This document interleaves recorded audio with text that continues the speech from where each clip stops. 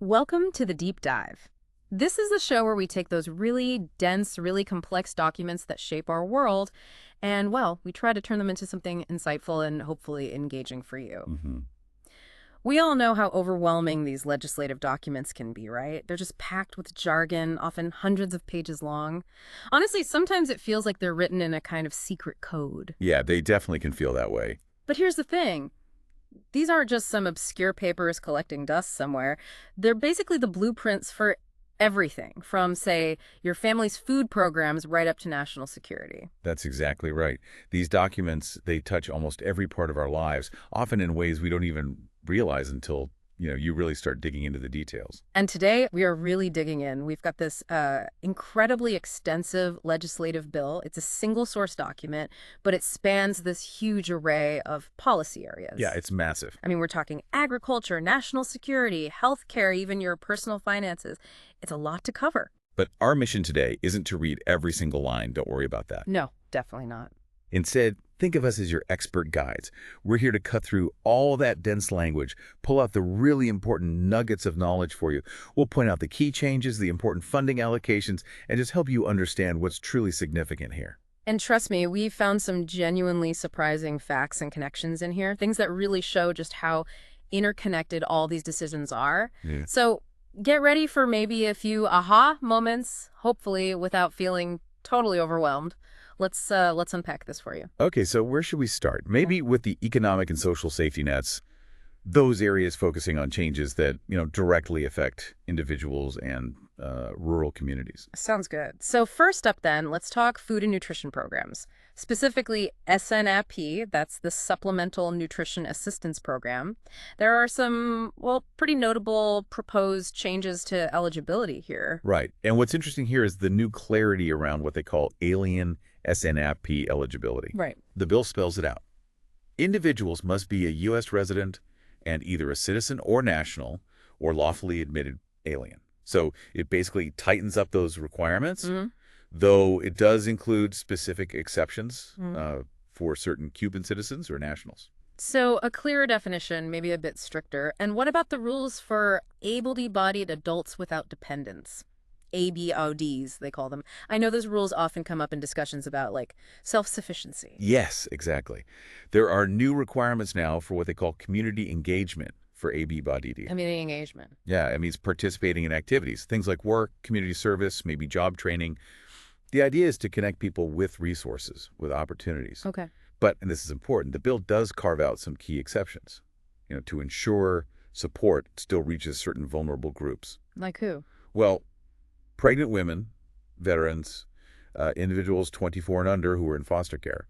Also, people responsible for a dependent child, age 7 or older, if they're married to someone who is compliant with the rules. Okay. But here's a key detail to watch.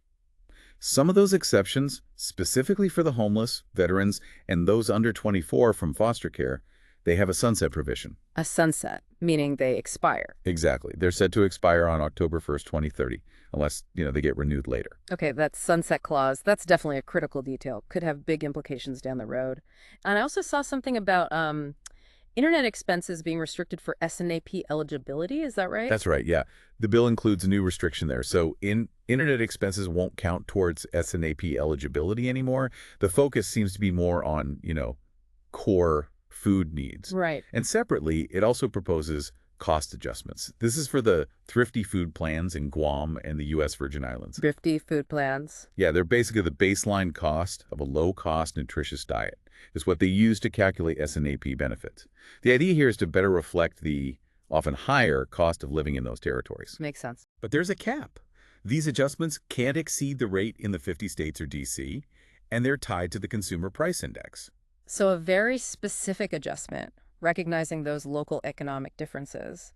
And speaking of money, on the financing side, there's a pretty big shift in how the federal and state governments share the cost of these SNAP allotments, isn't there? Oh, yes, a big shift. The federal share, which has been 100%, moves down to 95% starting in fiscal year 2028. Wow. And it stays there. So correspondingly, the state share goes from 0 up to 5% in those same periods. That's not just an accounting change then? No, not at all. It effectively transfers a chunk of the financial burden onto the states. which, could prompt them to reevaluate their own SNFP programs, Right. maybe look for cost savings elsewhere in their budgets. That's a huge shift in responsibility. Okay. And for emergency food assistance, is that continuing? Yes, good news there. The Emergency Food Assistance Act itself is extended all the way out to 2031. Okay, good. So that ensures continued federal support for food banks, other emergency food providers, for quite a while. So we've talked about individuals, their immediate safety nets. But it seems like this bill also has a broader vision for certain communities. Let's maybe dig into how it plans to invest specifically in rural America. There's a whole subtitle on this, right? Yeah, it's incredibly comprehensive. The broad categories are things like, safety net programs we just discussed, but also conservation efforts, supplemental ag trade promotion, vital research initiatives. A lot of areas. Oh, yeah. Support for secure rural schools, forestry management, energy development, horticulture, and then just various other miscellaneous provisions. It really shows how broadly they're thinking about supporting and, developing rural America, Yeah. from infrastructure to economic opportunity. Let's drill down into agricultural support then. For farmers, producers, one of the most critical things for planning is knowing those reference prices for their crops. What's the bill setting up for, say, 2026 to 2031? All right, the bill sets a new framework there. For instance, wheat is set at $3.72 a bushel, corn at $2.42. What's really crucial to understand is that these prices, they act as a critical safety net for farmers. They influence planting decisions, help stabilize income against, market swings. And starting in 2031, these prices will actually see a tiny annual increase, 1.005 multiplier, Okay. though there's a cap at 115% of the initial price, so they don't inflate too much. That slight annual increase, that's a notable detail, a little hedge for farmers. Okay, and how about base acres? How will eligibility for those be determined starting in 2026? And maybe just quickly, what are base acres for folks listening? Good question. So base acres, they're essentially the historical crop acreage on a farm, and they determine eligibility for certain federal farm programs. Got it. For 2026, the allocation will be based on a 5-year average. It looks at planted non-covered commodities versus the total base acres. Yeah. The bill also says they'll make considerations for acreage that couldn't be planted because of things like drought, flood, other natural disasters. Right, so farmers aren't penalized for things outside their control. Exactly. Okay, moving to crop insurance. Always a lifeline for many in agriculture. I spotted something, pretty unique in here about livestock. Tell us about that. It's kind of surprising. Yeah, this is where it gets really interesting, a bit surprising, like you said. The bill includes a specific provision for additional payments for, wait for it, unborn livestock death losses. Unborn livestock. Yep, seriously. This applies to losses incurred on or after January 1st, 2024 due to specific conditions. And the payments can be up to 85% of the rate for the lowest weight class of that livestock. Wow. It really highlights the just incredible level of detail in federal legislation sometimes. Often it's a direct response to specific industry needs or a way to cover these highly specialized risks in sectors like agriculture, stuff that might surprise, a general listener. Unborn livestock, that's definitely a detail I didn't expect, but it really underscores how comprehensive this bill tries to be. Okay, beyond that specific case, what other supports are there for farmers through crop insurance? Well, the bill also provides increased premium assistance for beginning farmers or ranchers. Oh, that's important. Yes, significant support for newcomers makes crop insurance more accessible. Also, individual yield or revenue coverage gets expanded up to 85%, and aggregated coverage, across multiple commodities, can now go up to 90%. So broader protection overall. And starting in 2026, approved insurance providers will get payments for extra administrative and operating expenses, specifically for loss adjustment procedures. The aim there is to streamline the claims process. Okay. Diving deeper into rural areas then, let's look at secure rural schools and forestry. These sound like really critical programs for counties that have a lot of federal land. Oh, they absolutely are. The Secure Rural Schools program, which provides these crucial payments to states and counties with federal land, that's been extended through 2026. These payments are vital. They fund local schools, infrastructure. They help offset the fact that there's no local tax base on that federal land. The bill also has special rules for fiscal year 2024 payments, basically to prevent what they call double dipping, making sure it's equitable. Right. And there's also a big push for long-term contracts for timber production. How does that work? How does it impact forest management and local economies? That's right. The bill details requirements for the Forest Service and the Bureau of Land Management, BLM, to enter into these long-term contracts. We're talking at least 20 years with options to extend. Hmm. These contracts are with private entities for timber production on covered lands. The goal is really to provide a more stable, predictable timber supply for the industry, support those local economies that depend on forestry, and hopefully encourage more sustainable long-term forest management. And the money from those All contracts. receipts go straight into the Treasury. Okay, let's pivot now. Healthcare reforms and social programs. This is an area, obviously, that affects everyone, and this bill seems to make some pretty significant changes to how Medicaid and CHIP operate. Indeed it does. Starting with Medicaid and CHIP integrity. The bill talks about moratoriums on implementing new rules related to eligibility and enrollment. That applies to Medicare savings programs, Medicaid, CHIP, and the basic health program. Yeah. So essentially putting a temporary freeze on certain policy changes. A freeze. Okay. And there's also a big focus on verifying who's actually getting the benefits, right? What's the idea behind those new requirements? Yeah, absolutely. Key part here emphasizes new requirements for states. They need to ensure appropriate address verification for beneficiaries, Oh. using sources like USPS data or info from managed care entities. States also have to check the Death Master File quarterly. That's for providers and suppliers, but also to identify deceased beneficiaries so they can be disenrolled and payments stopped. It's all about preventing fraud, ensuring program integrity, making sure benefits are going to the right eligible people. That makes sense from an integrity perspective. Yeah. What about these good faith waivers for states, the ones related to erroneous payments? Those are being eliminated. The bill removes them. Yeah. So states will face stricter financial accountability for any overpayments under Medicaid. It really pushes them to tighten up their internal controls. Okay, stricter accountability. Now, let's move to Medicaid financing and payments. I heard something about spread pricing being addressed. What exactly is that, and why is it being prohibited? Right. The bill introduces a moratorium prohibiting what's called abusive spread pricing in Medicaid. Okay. This refers to a practice where a pharmacy benefit manager, a PBM, charges the Medicaid program one price for a drug, but then pays the actual pharmacy a lower price and just pockets the difference, the spread. Ah, I see. So this move aims to increase transparency, control drug costs within the program. Ultimately, it should save taxpayer money and ensure more of it goes directly to patient care. That sounds like a pretty significant reform. Okay, now here's an area where we need to be very clear and just stick to the facts from the source material. The bill includes a prohibition on federal Medicaid and CHIP funding for gender transition procedures. Can you elaborate on what the source actually states? Yes, absolutely. Reporting directly from the source.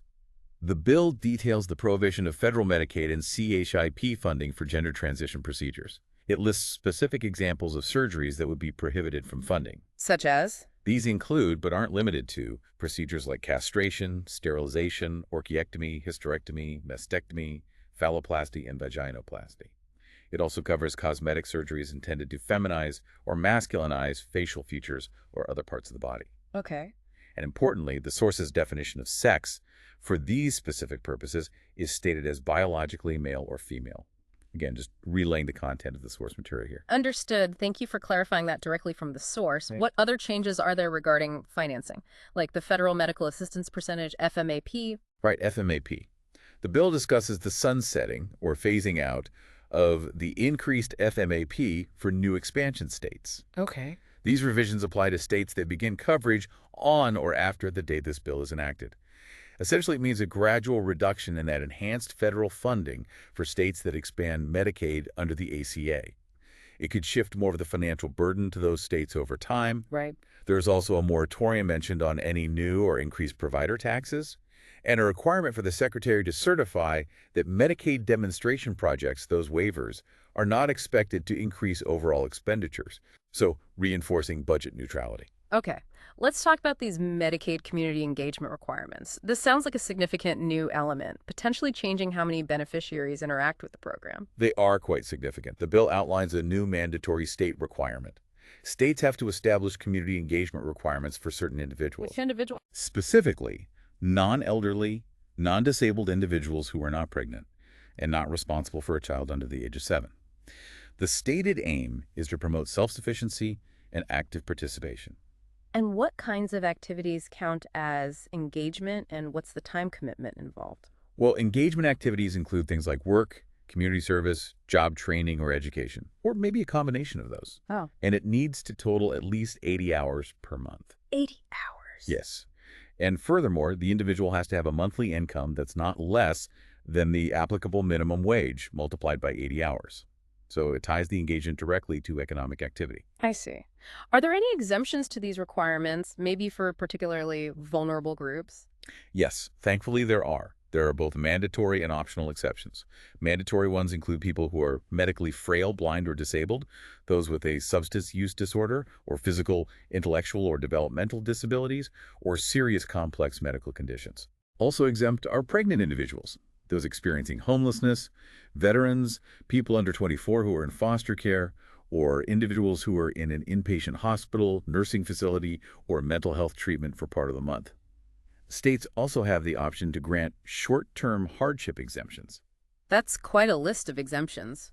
But what happens if someone doesn't meet these requirements after, you mentioned, a showing period? Right, there's a 30-day showing period to demonstrate compliance.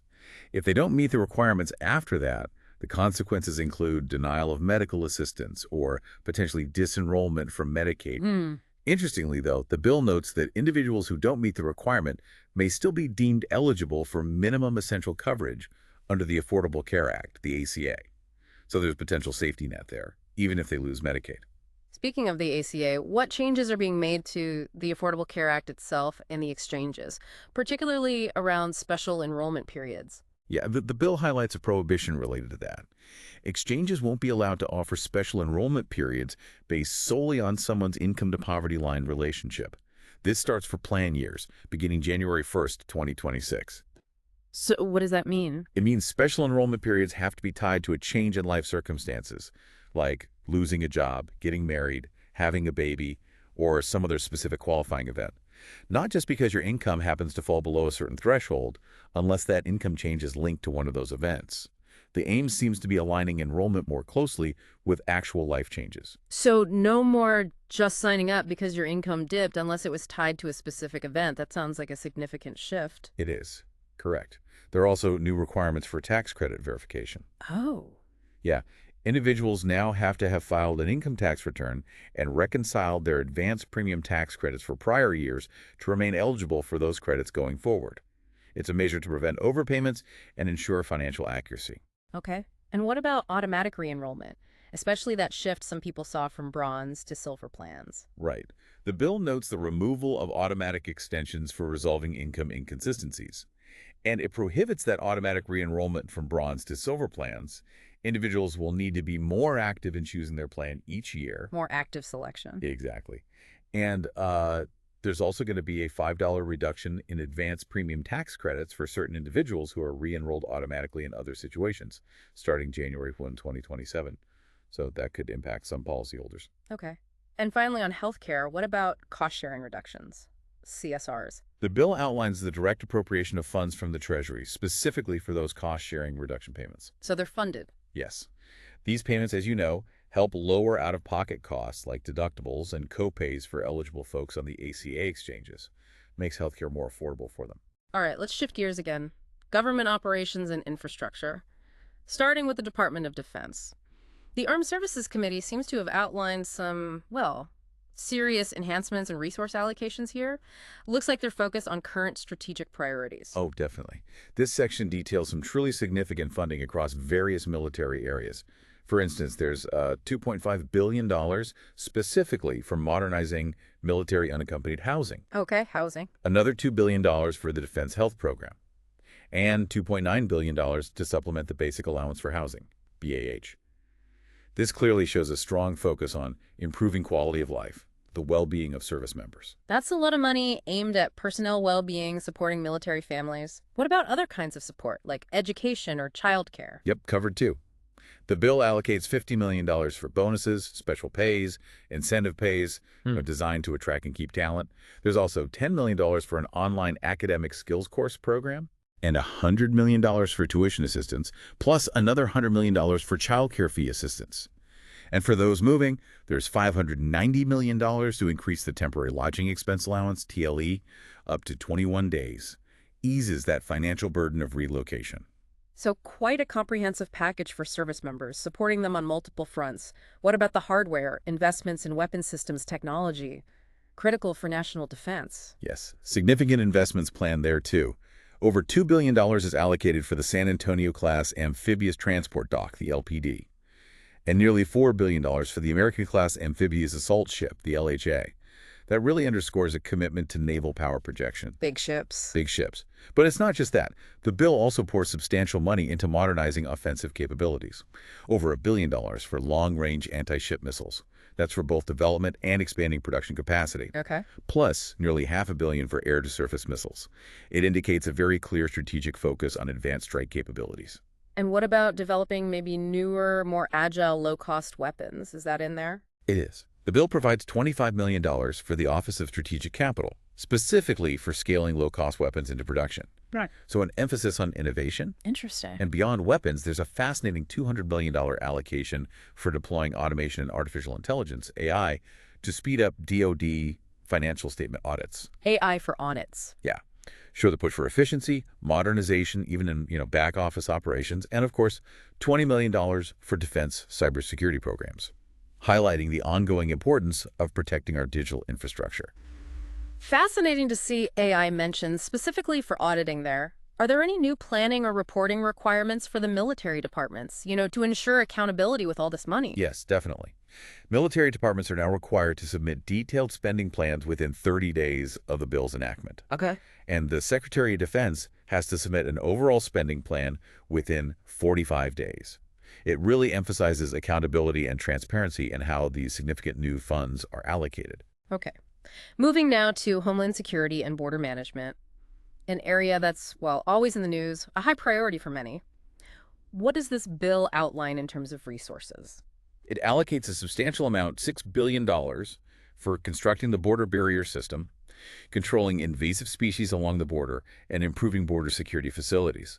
So a continued focus on physical infrastructure. Right. There's also $1.1 billion specifically for U.S. Customs and Border Protection, CBP personnel, and fleet vehicles, showing a focus on both the physical side and boosting the operational capacity of frontline agents. And what about unaccompanied alien children, UACs? That's been a persistent challenge, especially regarding their safety and care. Right. The bill includes provisions for DHS and HHS checks for UACs, and there's funding, $50 million, for the Office of Refugee Resettlement, ORR, specifically to gather information about sponsors and the adult residents living in sponsor households. This seems aimed at improving oversight, ensuring the safety of these children once they're placed. The bill also addresses the repatriation of UACs. That means their return to their home countries with specific guidelines. Okay, on the broader immigration enforcement front, what are the allocations there? There's $1.2 billion allocated for constructing and operating facilities to detain aliens while they're awaiting removal decisions. That includes family residential centers, indicating an expansion of detention capacity.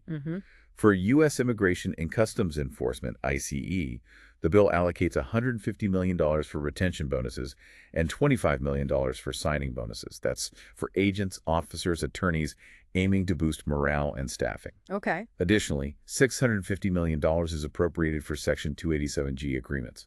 Those facilitate cooperation between federal immigration authorities and state and local law enforcement. Right. And finally, $500 million is directed to the Department of Homeland Security, specifically for the return of aliens arriving from contiguous territory, like Mexico or Canada, highlighting efforts to expedite removals. Those are very specific allocations, clearly aimed at strengthening enforcement. Okay, let's shift to financial and regulatory oversight, some changes affecting key boards and bureaus here. Absolutely. The bill details the transfer of the Public Company Accounting Oversight Board's duties and powers. That's the PCAOB, over to the Securities and Exchange Commission, the SEC. That's big. It is. It takes effect on a specified transfer date. It's a significant move. Consolidating regulatory oversight of public company audits under the SEC could streamline processes, maybe increase accountability. Any leftover unobligated fees collected by PCAOB get transferred to the Treasury. And what about the Bureau of Consumer Financial Protection, the BCFP? What's happening with its funding? Its funding allocation is being significantly reduced. It goes from 12% down to 5% of the Federal Reserve System's expenses. Wow, that's a big cut. It is. And there's a new limitation, too. The Bureau's unobligated balances can't exceed 5% of this new adjusted funding amount. This reduction, well, it could potentially impact the BCFP's ability to take on new initiatives or maybe enforce existing consumer protection rules as broadly as before. And the Consumer Financial Civil Penalty Fund. That's the fund that provides relief to consumers harmed by financial violation. Right. That fund will now primarily benefit direct victims only. Direct victims. Yeah, it's a significant narrowing of its scope. It means the funds will be distributed more strictly only to those who can be directly identified as having been harmed, rather than potentially supporting broader consumer education or remediation efforts like it might have before. Okay, narrower scope there. Now on to government reform and employment, especially for federal employees. I'm seeing something here about at-will employment for some new hires. That sounds like a pretty major shift in job security for federal workers. It truly is. The bill details first the elimination of the Federal Employee Retirement System, or FERS, annuity supplement for certain employees. But what's really impactful is this election for at-will employment for newly appointed covered employees. At will. What does that mean in this context? It means these employees could be terminated for good cause, bad cause, or no cause at all, without notice or the right to appeal. That's a stark contrast to the traditional protections in federal civil service. Wow. And for those federal employees who don't elect this new at-will status, there's a corresponding increase in their FERS retirement contributions. So it creates a very clear choice with significant financial implications. That's a pretty stark difference in employment security. Okay, and for those who might want to appeal an adverse action, what's happening with the Merit Systems Protection Board, the MSPB? There's a new filing fee being introduced. It's non-refundable for claims or appeals brought to the MSPB. The fee is set at an amount equal to the fee for filing a civil action in federal court. So potentially a barrier? It could create a financial barrier for employees wanting to challenge adverse actions, yes. However, it's important to note, the fee will be refunded if the individual ends up being the prevailing party in their claim or appeal. So there's some relief there if they win. Good to know about the refund at least. And for federal employee health benefits, FEHB, any changes there? The bill introduces a new process for disenrolling deceased individuals from FEHB plans, and it allocates increased funding for oversight and audits related to these health benefit programs, mostly an integrity measure, ensuring benefits aren't paid out erroneously after someone has passed away. Okay. Finally, under government operations, let's talk transportation infrastructure, starting with the Coast Guard. What's happening there? The bill includes significant appropriations for Coast Guard acquisition, procurement, and construction. Notably, this includes funding for Arctic security cutters and domestic icebreakers. Critical assets. Very critical.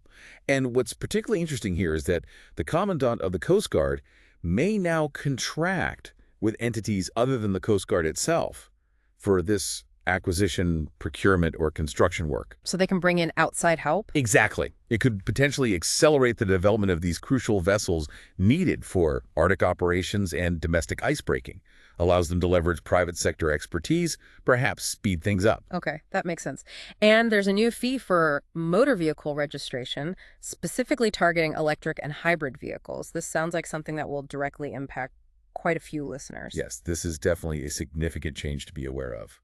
Starting for vehicle operations after September 30th, 2026, there will be new annual registration fees. How much? It's set at $250 for covered electric vehicles and $100 for covered hybrid vehicles. And the rationale? The fee is designed to address the fact that EVs and hybrids, because they use less or no gasoline, contribute less through traditional fuel taxes to the Highway Trust Fund. Right, the fund that pays for roads. Exactly. States will be responsible for collecting this new fee. And if a state doesn't comply, the Federal Highway Administration can withhold 125% of the required amount from that state's apportioned federal highway funds. So a strong incentive for states to collect it. Very strong. And the collected funds will be deposited directly into the Highway Trust Fund to help finance infrastructure projects. Okay, a clear move to ensure all vehicle types contribute to road maintenance. And finally, under infrastructure, a substantial appropriation for air traffic control modernization, ATC. How will that money be used? Indeed, there's a huge $8.26 billion appropriation for ATC staffing and modernization. It's a critical investment in aviation safety and efficiency. Where does it go? It breaks down like this. $2.5 billion for facilities and equipment, $3 billion for radar systems, $4.75 billion for telecommunications infrastructure, and $500 million for runway safety projects. And STEP? Yes. Perhaps most crucially, $1 billion is allocated specifically for air traffic controller recruitment, retention, training, and also advanced training technologies, addressing that long-standing need for a robust, skilled workforce in ATC towers. Okay, we've reached the final major section now. Economic and tax provisions. This comes straight from the Ways and Means Committee. Let's start with tax relief for families and workers. Any big changes to tax rates or standard deductions that will directly impact our listeners' wallets? Yes, definitely. The bill includes what it calls a permanent prevention of tax hikes. It does this by extending the current modifications of tax rates and also the increased standard deduction beyond their original expiration date of January 1st, 2026. So making those current lower rates and higher deduction permanent. Essentially, yes. That's a big deal for many taxpayers, preventing what would have been a significant increase in their tax burden. However, there's a trade-off. It also permanently terminates the deduction for personal exemptions. So that shifts the tax benefit more fully towards the standard deduction for many people. A trade-off there. And for qualified business income, QBI deduction, any changes? The QBR deduction gets expanded slightly. It will now include Qualified Business Development Company, or BDC, interest dividends, offers a tax break for certain investors in those companies. Okay. And also, the definition of a qualified hazardous duty area for tax purposes gets updated. It now includes locations like the Sinai Peninsula, Kenya, Mali, Burkina Faso, and Chad. Provides tax benefits for personnel serving in those specific areas. Are there any brand new deductions being introduced, things that could benefit everyday workers? Yes, there are two very interesting new deductions here. One is for qualified tips. Good tips. Yes, specifically for cash tips received in occupations that traditionally and customarily receive tips before December 31st, 2024. And the second new deduction is for qualified overtime compensation. Overtime pay. That's right. These are quite specific, directly impacting people in tip professions and hourly wage earners. Could potentially increase their take-home pay. That's interesting. A direct tax break for tips and overtime. Okay, now, on to education savings and support. This next one. About 529 accounts. Sounds like a pretty dramatic shift from how most of us think about them. What exactly are these expansions allowing? This feels like a potential aha moment for listeners. Oh, this is a significant expansion. A real aha moment, like you said. Historically, right, 529 accounts were mostly just for college. Right. But now, under this bill, they can be used for elementary, secondary, and homeschool expenses. Wow, K-12. Yes. This covers things like tuition, curriculum, books, online materials, tutoring, though there are rules. The tutors must be unrelated, licensed, or a subject expert. It also covers standardized tests, dual enrollment credits, even educational therapies for students with disabilities. It dramatically broadens the scope of 529s way beyond just traditional higher education. Wow. So if I'm a parent, I could potentially use a 529 for my child's K-12 private school tuition. Or even homeschooling materials. That is huge. What about like non-traditional post-secondary education? Yes, exactly. It really expands the utility of these accounts for modern education needs. And beyond K-12, you're right, 529s can also now cover certain post-secondary credentialing expenses. Like what kind of credentials? Things like programs on state lists, programs in VA directories, industry-recognized credentials, apprenticeships, even occupational or professional licenses. It's a big move to support skills-based and vocational training, recognizing there are lots of diverse paths to getting career ready. Okay, that's a major expansion for 529s. And then we have the introduction of something the bill calls Trump accounts. What exactly are these new savings accounts? These are a brand new type of savings account created by this bill. It establishes a new trust fund specifically for beneficiaries who are under the age of 8. Under 8. Yes, there's a contribution limit of $5,000 per year. And perhaps most notably, there's a one-time federal credit of $1,000 per eligible child. And that credit is payable directly into the Trump account. A direct federal contribution. Exactly. It's a direct incentive from the federal government aimed at encouraging early savings for young children. Okay, that's certainly a new development in savings accounts for kids. Yeah. Moving to healthcare tax provisions now. What are these custom health options and individual care expense arrangements? Choice arrangements. Right, choice arrangements. They're designed to meet ACA requirements, but they allow employers to offer more flexible, sort of defined benefit health options to specific classes of their employees. Employers are also now required to include the value of benefits from these arrangements on employees' W-2 forms, increasing transparency. And there's an employer credit for offering them. Yes, the bill introduces an employer tax credit specifically for offering these choice arrangements.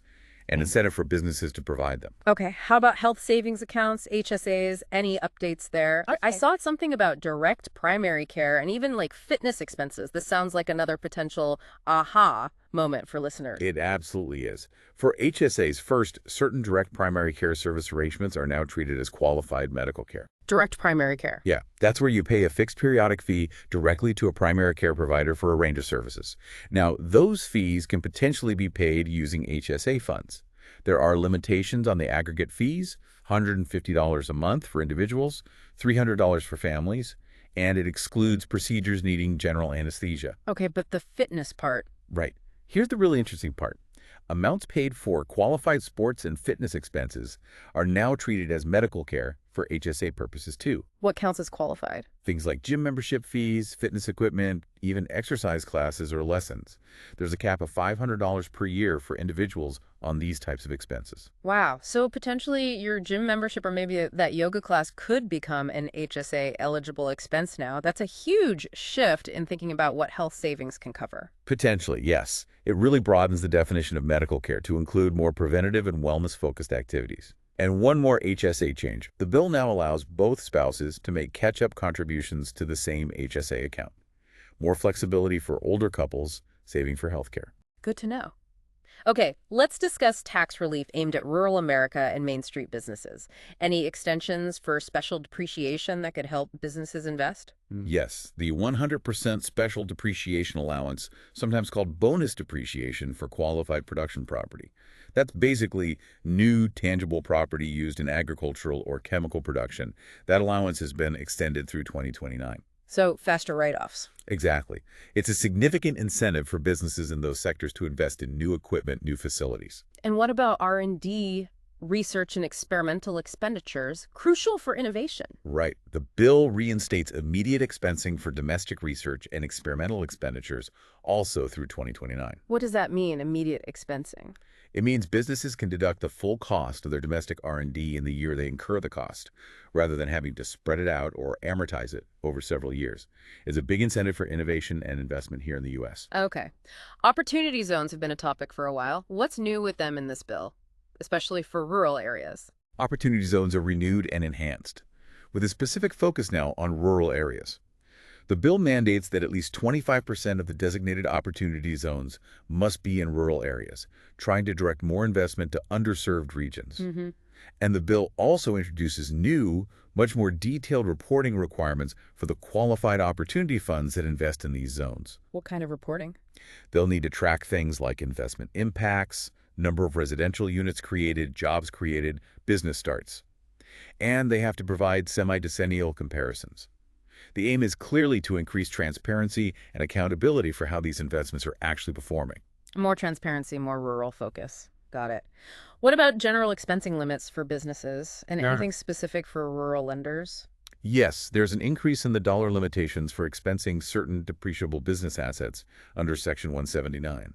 Allows more businesses, especially smaller ones, to deduct the cost of equipment immediately. The bill also repeals a recent revision to the de minimis rules for third-party network transactions. Think platforms like Venmo or PayPal. It changes the reporting threshold back to prior higher levels, reducing the reporting burden for smaller transactions. Right. And importantly for rural lenders, interest earned on loans secured by rural or agricultural real estate is now excluded from gross income for certain lenders, like farm credit system institutions. That could encourage more lending in those areas. Okay. Now, another area where we need to be factual and just report what the source says, clean energy and climate-related tax provisions. The bill details the termination of various clean energy credits. Can you lay that out? Yes, the bill specifies the termination of several clean vehicle and energy tax credits. This list includes the credit for previously owned clean vehicles, the credit for new clean vehicles, the one for qualified commercial clean vehicles, the credit for alternative fuel vehicle refueling property, and the credit for energy-efficient home improvements. When does this happen? For most of these, the termination is effective for vehicles purchased or property placed in service after December 31st, 2025. Okay, end of 2025 for most. And there are also new restrictions on who can receive certain clean energy credits, particularly concerning foreign entities. What does the bill state here? That's correct. Again, just reporting the details. The bill introduces new restrictions on tax credits for clean electricity production, that's Section 45Y, clean energy investment, Section 48, and zero-emission nuclear power production, Section 45U. What are the restrictions? Basically, no credit will be allowed if the facility or a key component of it is owned or operated by or receives material assistance from what the bill defines as a prohibited foreign entity. And who is a prohibited foreign entity? The term is specifically defined. It includes specified foreign entities like those from China, Russia, Iran, and North Korea. It also includes entities controlled by foreign governments or influenced by them. Material assistance is also broadly defined, includes components, design, know-how, trade secrets. So the goal seems to be, As detailed in the source material, this appears aimed at strengthening domestic supply chains and preventing foreign influence or control in critical U.S. energy infrastructure projects receiving these tax credits. understood. Thank you for that clear explanation based on the source. Let's move on to taxes on private institutions and nonprofits. What changes are happening there? A few things. The bill expands the application of the tax on excess compensation within tax-exempt organizations. It now extends to related organizations as well. Why? Seems aimed at preventing executive compensation from being channeled through related entities simply to avoid the tax. Okay. What else? It also modifies the excise tax on the investment income of certain private colleges and universities. It introduces tiered rates based on what they call student-adjusted endowment levels. For example, a 21% rate applies for institutions with over $2 million in endowment per student. So larger, wealthier institutions could face a higher tax burden on their endowment earnings. And for private foundations, the ones that fund a lot of charitable work. The rate of tax on their net investment income is increased. That could potentially reduce the funds they have available for grant making. Additionally, their unrelated business taxable income, UBTI, will now be increased by the amount of certain disallowed fringe benefit expenses, think things like entertainment or meals provided to employees. This aims to ensure nonprofits are taxed appropriately on commercial activities that aren't directly related to their charitable mission. Okay. Finally, let's round out this huge tax section with some other miscellaneous measures, starting with corporate charitable contributions. Any changes? Yes, changes are implemented for the deduction for corporate charitable contributions. It introduces a 1% floor, meaning contributions below 1% of taxable income might not be deductible, and retains a 10% cap. It also modifies the rules for carrying forward excess contributions. Could impact how corporations plan their charitable giving. Okay. And firearms. There's an increase in the excise tax on firearms. For pistols and revolvers, it goes up from 10% to 20% of the sales price.